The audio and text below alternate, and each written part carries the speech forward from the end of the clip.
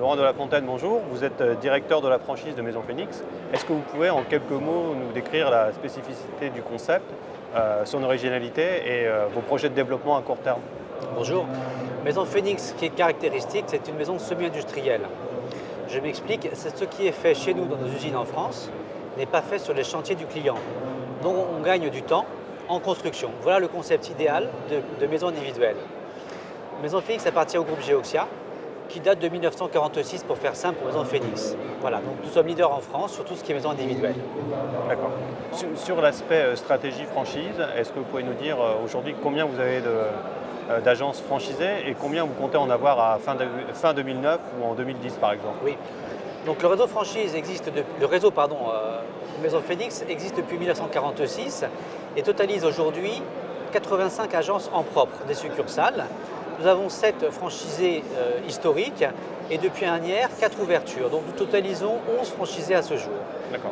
Les années qui vont venir vont être développées à hauteur d'un franchisé tous les 2 mois, voire tous les mois.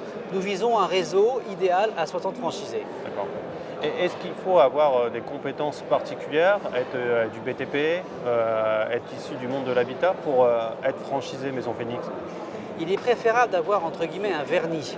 Ce vernis peut être immobilier, agent immobilier, lotisseur, bref, connaître le secteur immobilier, ou avoir un vernis dans la construction, rénovation, artisan, maître d'œuvre, maçon ou autre. Ou effectivement pouvoir être commercial dans un univers qui est lié à l'habitation. Pour conclure, qu'est-ce que vous mettez en place pour accompagner vos franchisés à l'ouverture de l'agence?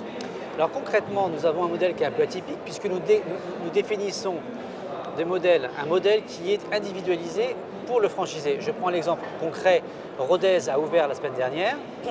Il a eu une personne pendant 15 jours chez lui, entièrement dédiée au lancement de sa franchise. Bien évidemment, auparavant, il avait bénéficié d'une formation individualisée sur place et dans nos centres de formation, puisque nous sommes formation agréée par l'État. Donc nous avons mis à disposition du réseau de franchisés tout un panel de services dédiés exclusivement de manière identifiée et individuelle pour les franchisés. D'accord. Le commerce, la construction, nos équipes de construction se déplacent sur les premiers chantiers du franchisé.